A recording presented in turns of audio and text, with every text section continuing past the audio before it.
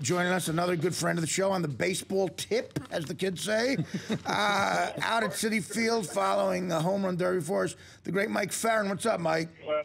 Well, I just got to witness 5 drunk guys try and assault a cab driver, I guess a Lincoln Town Car driver. They broke the window to his car. Oh. Welcome to New York. Cops. Yeah, no kidding. The cops, one of which was driving a scooter that when a pedestrian tried to get help, screamed, "Hey, Paul Blart, turn around." I tell you. Back and help and let the guys go. You brought up a good point. It's ridiculous. You brought up a good point.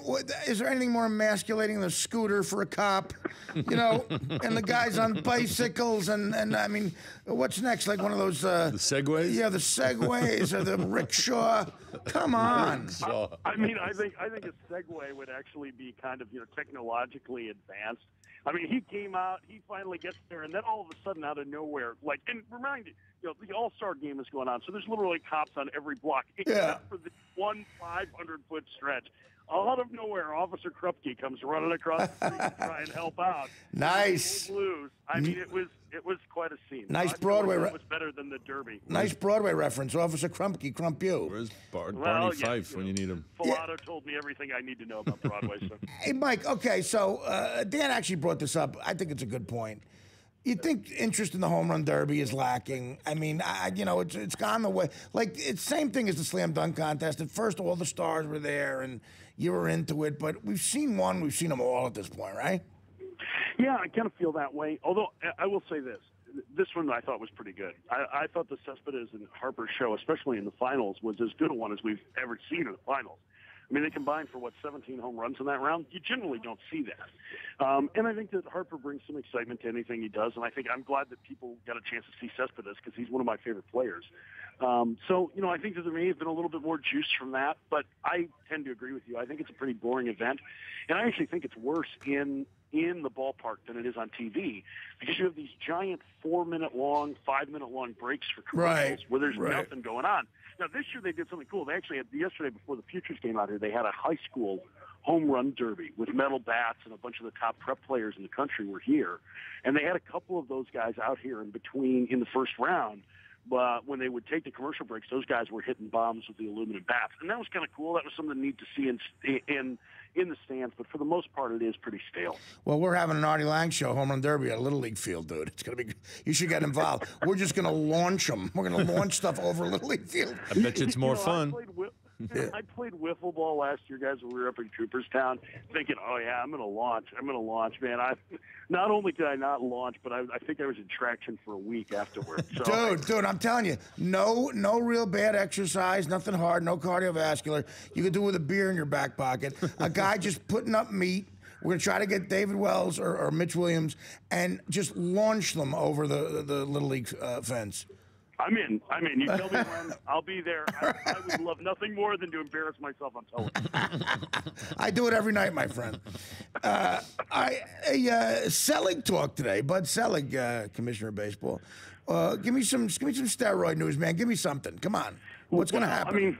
I think a lot of what was brought up, and he did a town hall Q&A actually on our channel today with Mad Dog Russo, kind of asking questions.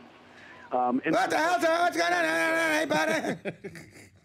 It was basically, let me ask you. I'll tell you what, bud, the steroids are not that good. So he wouldn't give, I obviously didn't answer anything really with regards to that. What he did say was that, that in due time something will happen. He kind of smirked when he said that. We get the sense that something could happen sooner or later.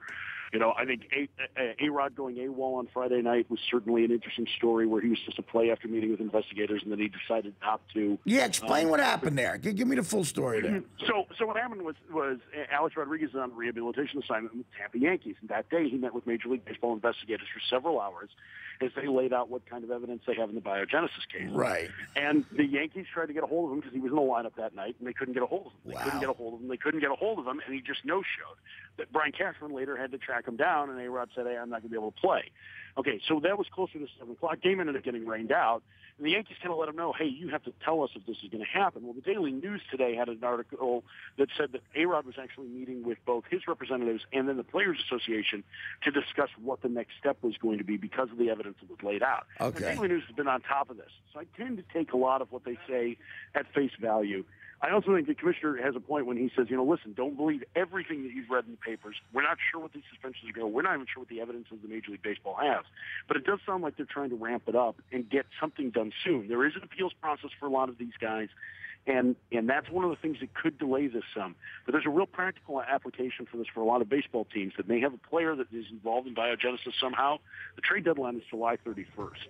And if you're a team in contention that's going to lose a major league regular, and that's going to happen on August 15th, it's almost impossible to replace that guy. If it happens in the next week or so, then you have a chance to replace him. And I think that's something worth keeping an eye on as to what the timetable is for whether or not they try to expedite these appeals. Think about how immense this story is, man. A-Rod, there's got to be something there. He no-shows. Right. He no-shows. I mean, that is Bush League. Does he have someone on his team, his PR team, telling him how to be more of a jerk-off? Guys, does he, here's a move where you're going to become actually less popular. Just when you think you're going to become more unpopular, he is. He just makes move after move to make him seem like a jerk. And I agree, and I think a lot of it stems from the fact that people who really know him say he's one of those people that just needs to be liked. Good job. People who, but you know what ends up happening to those people, right? They end up taking everybody off. Right. They end up in the end that they try to please so many people that they don't please anyone. And I think that's part of what has happened with Alex, and that's kind of what his personality is. And you're right. I mean, he doesn't. I mean, he's a smart guy too. You would think he understands public relations, but it's amazing that he's been able to have the career he has with one foot stuck in his mouth. Mike, Artie and I have been talking about this off camera during breaks. What kind of player, if any kind of players, get elected into the Hall of Fame these days? Well, I think that's a really good question, Alan, because I'll tell you this: the next year is going to be interesting because Greg Maddux, Tom Glavine are both going to be eligible for the Hall of Fame next year. They'll get Frank in. Thomas.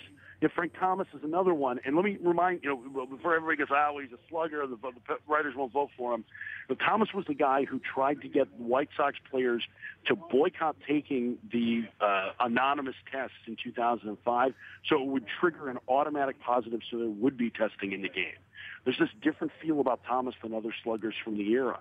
So, maybe some of those guys get in. Maybe there are a couple of guys who have been, on the ballot for a while. A guy like Jack Morris is towards the end of it, and certainly his case is debatable anyway. Really? Jack Morris, debatable. He's in, man. How is he not in the Hall of Fame? Well, this is his 15th year of eligibility. How is he not? But don't you think that's the biggest, most lack of respect you could show?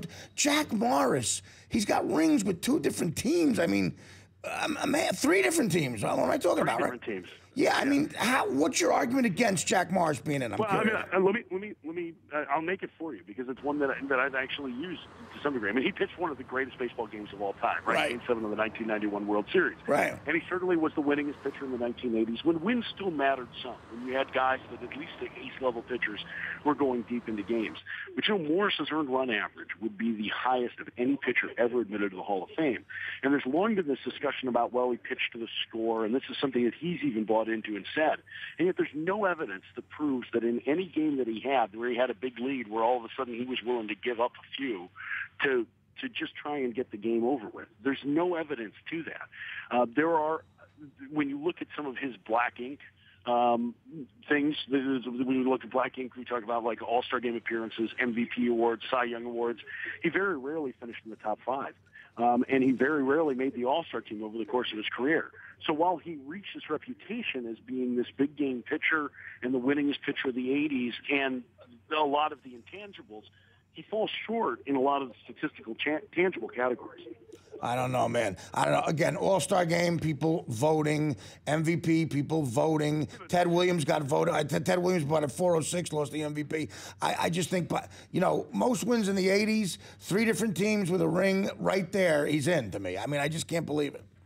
But and you're not alone in that, but he still has yet to get 75% of the vote, and next year he's last year on the ballot. Again, you're talking about people's opinions, not what he did on the field. But again, the high earned run average, okay. But the Black King stuff, I don't put any thought into that. You know, Listen, I mean, you're right. It's all opinion, but I don't think whether it gets in the Hall of Fame or not denigrates Jack Morris' career. You know, he's a great pitcher. Yeah, I hear what you're saying, but it's a big thing, man. I mean, a lot of people want to claim it's not, but it is. It's a big deal. It's an especially big thing for guys of his era, from the standpoint that they just missed the big money days, right? So having that Hall of Fame on your name means a lot financially to a guy too. Right, you're right. That's an excellent point. Absolutely. No, I remember my days at Duke, Enos Slaughter used to spend a lot of time there, and it's a great point you make, Mike, about it changing their lives financially, because he used to talk about all the different card shows that he used to go to, and he made more money nowadays than he ever did playing for the Cardinals or the Yankees. Nostalgia hit, and being a Hall of Famer helps, Right. Sure. And Enos, I mean, and think about, the money that Jack Morris made in his career is astronomical compared to what Enos Slaughter. I mean, what year did Slaughter retire? Like 66? Yeah, I know. He made nothing. He made dirt. He made it that far. Yeah. So, I mean, it's really incredible. Yeah. All right, real quick here. Who's stronger, National or American League? Who's going to get the home field in the World Series? Well, I mean, I don't. The thing is, I generally think the American League is a stronger league, but the National League's won the last three. I'm a National League guy, so I think the National League is probably going to win. I do think that there's going to be some really great moments in this game, not the least of which is Harvey starting. And I think Matt Harvey starting at Citi Field with the season that he's had, with this kind of feeling that the Mets are starting to turn the corner as an organization, even though it's not showing up with wins and losses yet. I think it's this kind of like a red letter day to some degree for the Mets, and the start of an era that's going to kind of build over the next 2-3 years as they build themselves into contenders. So I think that's one of the storylines that's going to be really interesting to watch tomorrow, and I expect it to be electric when Harvey takes the mound to the top of the first. Let's talk about some current baseball. Mike, I was in the Bay Area over the weekend, over the July 4th weekend, got a chance to see the Dodgers play the Giants. Yasiel Puig. Here's the guy. If he would have started a little bit earlier in the season, he'd be playing in this All-Star game tomorrow, no? Yeah, I mean, I think so. I mean, I tried to make a case for him anyway, and I know it's only 100 at-bats in a month, and I hear everybody, would say, well, he hasn't played long enough. I get that. But, man, if this game is supposed to be for the fans, you want the casual fans to see the most exciting players, right? Yep. And Puig is exciting. Exciting, terrifying, everything. I mean, he is. He does it all, doesn't he? He does. And he's fun. Good and bad. You know what he is he is in essence, he is the Rex Grossman of Major League Baseball. Yeah, he's fun. Yeah. I'm going deep, and something good's going to happen or something bad's going to happen. But that's who he is. He's got. I mean, there is something that is about him that you can't take your eyes off of. And he could have either won or lost the All-Star game for the National League, and probably done it twice each. Within the same game. I find Puig absolutely fascinating. I hope he does get a little smarter in some of the things that he's doing on the field, because I would hate to see that talent wasted by dumb decisions. Yeah. All right. Well, listen, Mike. Thanks, Mike. We got to let you go. You're in New York. I'm a New Yorker. You want to get your pipes clean? Go to a place called Stempy's on Old Flushing Road. I'll give you. I will stop by. Maybe I can find that guy in your side view mirror. There are a lot of chop shops around. Try to help out. No, there are. You're in Chop Shop heaven in Flushing, Queens, which is always wonderful. Before I go, I got to tell you, I listened to the town hall you did with Cheech and Chong, and it was phenomenal. Oh, I had thank such you. A blast listening to that. That was great, and I know you had those guys in for like 3 hours on the show, so that was really cool, and congrats on the engagement. Thanks, man. I appreciate all that, Mike. Yeah, the Cheech and Chong, classic Americans, good Americans. Yeah. All right, Mike. We'll be talking to you real soon, brother. All right, Mike. Take it easy, buddy. Man. Thank you, Mike Ferrin, MLB. All right. I don't know. Again, Jack Morris. That gets that mystifies me. Does anybody disagree with me? I just don't remember him not playing well. He was always awesome. And again, he's talking. Again, I respect Ferrin's opinion, but he's talking about stuff people vote.